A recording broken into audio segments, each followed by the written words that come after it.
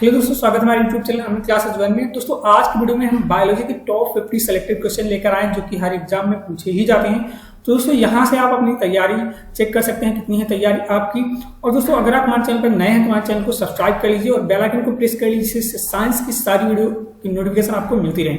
तो चलिए दोस्तों स्टार्ट करते हैं आज का वीडियो।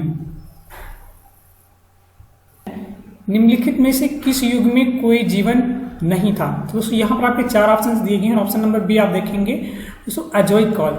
अजोइक काल में कोई भी जीवन नहीं था और इसको हम प्राग जैविक काल भी कहते हैं। ठीक है, तो इसको भी आप याद रखेंगे, इसको प्राग जैविक काल कहते हैं। और दोस्तों इसको आर्कियन काल के नाम से भी जाना जाता है। ठीक है, यानी प्राग जैविक काल को आर्कियन काल के नाम से भी जाना जाता है। और इस काल के चट्टानों में जीवाश्म का पूर्णतः अभाव होता है। ठीक है, तो इसको भी आप याद रखेंगे। और दोस्तों यहाँ पर अगर हम बात कर लें थोड़ा सा ऑप्शन नंबर डी की पेलिजोइक काल की, तो दोस्तों इसको पूरा जीवी काल भी कहा जाता है। पेलिजोइक युग को पूरा जीवी काल भी कहा जाता है और दोस्तों इसको प्राथमिक युग भी कहा जाता है। ठीक है, तो इसको भी आप याद रखेंगे, इसको प्राथमिक युग भी कहा जाता है। और दोस्तों इसी युग में वनस्पति और जीवों की उत्पत्ति हुई थी, यानी प्राथमिक युग में ही वनस्पति और जीवों की उत्पत्ति हुई थी। तो ये एक इंपॉर्टेंट पॉइंट है, इसको भी आप याद रखें। और दोस्तों अगर हम यहाँ पर थोड़ा सा बात करें कैम्ब्रियन काल की, ऑप्शन नंबर सी की, तो कैम्ब्रियन काल को जो है इसको पेजीजोइक काल भी कहा जाता है। तो इसको भी आप याद रखेंगे, पेजीजोइक काल भी कहा जाता है। और दोस्तों पेजीजोइक काल के पुराजीवी महाकाल के अंतर्गत ही कैम्ब्रियन काल आता है। ठीक है, और दोस्तों ये कैम्ब्रियन काल दोस्तों चला कब से कब तक है? तो दोस्तों ये 600 मिलियन से लेकर के 500 मिलियन ईसा पूर्व तक जो है ये कैम्ब्रियन काल माना जाता है। तो इसको भी आप याद रखेंगे। ठीक है, और दोस्तों यहाँ पर अगर थोड़ा सा बात करें ऑप्शन नंबर ए की मेसोजोइक काल की, तो दोस्तों मेसोजोइक काल को इसे द्वितीय युग कहा जाता है। ठीक है, मेसोजोइक काल को इसे जो है वो द्वितीय युग कहा जाता है। तो इसको भी आप याद रखेंगे। और तो इस युग को 3 पार्ट्सों में बांटा गया है।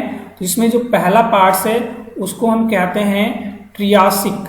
ठीक है, जो पहला पार्ट है उसको हम ट्रियासिक कहते हैं। और दोस्तों दूसरा जो है उसको हम कहते हैं जुरैसिक। ठीक है, और दोस्तों तीसरा जो है उसको हम क्रिटेशियस कहते हैं। तो यहाँ पर दोस्तों लिख देते हैं, उसको हम कहते हैं क्रिटेशियस। ठीक है, उसको हम क्रिटेशियस कहते हैं। और दोस्तों जुरासिक काल में ही डायनासोर की उत्पत्ति हुई थी। तो इसको भी आप याद रखेंगे। ठीक है, तो दोस्तों ये कुछ डाउट्स थे इस प्रश्न से रिलेटेड जो हमने क्लियर कर दिए हैं। चलिए दोस्तों बढ़ते हैं नेक्स्ट क्वेश्चन पर।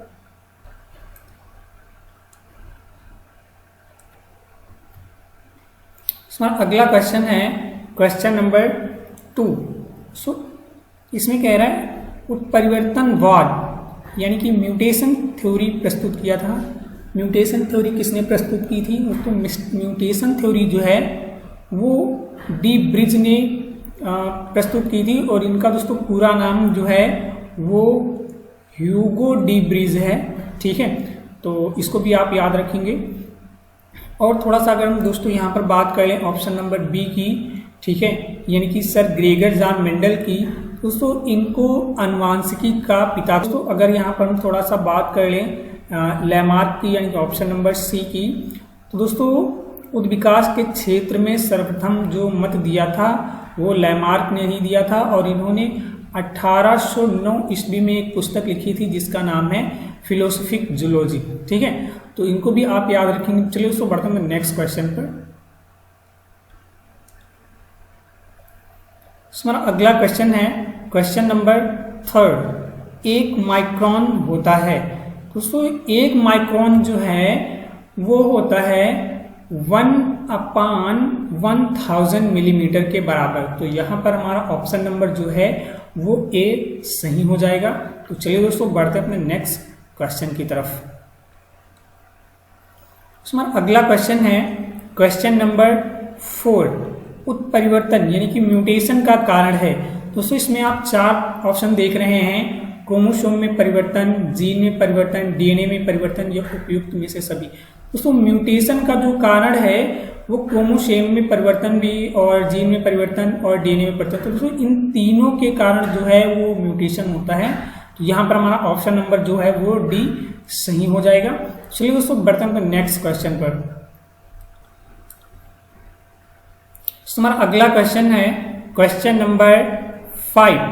पैलेंटियोलॉजी अध्ययन है, दोस्तों पैलेंटियोलॉजी जो अध्ययन है वो दोस्तों है जीवाश्मों का अध्ययन। तो यहाँ पर आपका ऑप्शन नंबर डी सही हो जाएगा।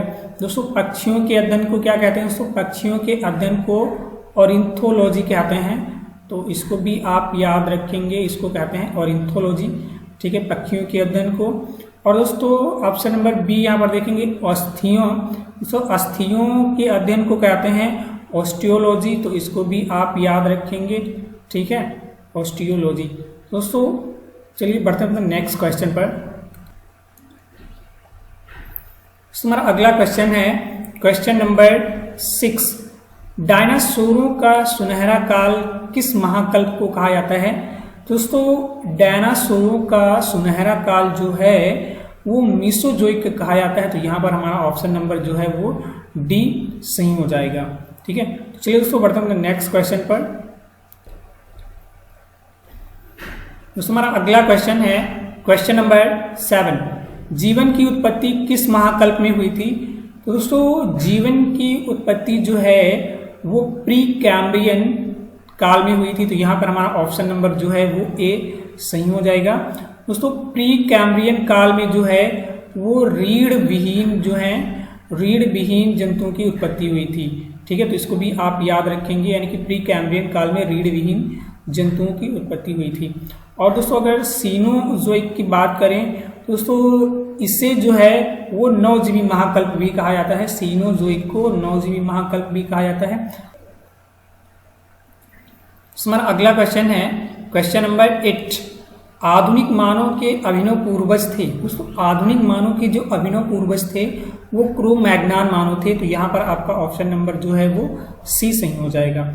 और दोस्तों आधुनिक मानव और होमो सैपियंस के जो अभिनव पूर्वज थे वो थे निएंडरथल मानव। तो इसको भी आप याद रखेंगे। और दोस्तों इसकी जो आयु थी वो 20,000 से लेकर के 30,000 वर्ष पूर्व आकलित की गई थी, निएंडरथल मानव और आधुनिक मानव की। तो इसको भी आप याद रखेंगे। चलिए दोस्तों बढ़ते हैं नेक्स्ट क्वेश्चन पर। हमारा अगला क्वेश्चन है क्वेश्चन नंबर 9। मानव की उत्पत्ति किस युग में हुई थी? दोस्तों मानव की उत्पत्ति जो है वो प्लायोसीन युग में हुई थी। तो यहाँ पर आपका ऑप्शन नंबर जो है वो सी सही हो जाएगा। चलिए दोस्तों बढ़ते हैं नेक्स्ट क्वेश्चन पर। हमारा अगला क्वेश्चन है क्वेश्चन नंबर 10। चट्टानों पर रंगीन चित्रकारी सर्वप्रथम किसने की थी? दोस्तों चट्टानों पर रंगीन चित्रकारी सर्वप्रथम क्रो-मैग्नान मानव ने की थी। तो यहाँ पर आपका ऑप्शन नंबर जो है वो सी सही होगा। चलिए दोस्तों बढ़ते हैं नेक्स्ट क्वेश्चन पर। हमारा अगला क्वेश्चन है क्वेश्चन नंबर 11।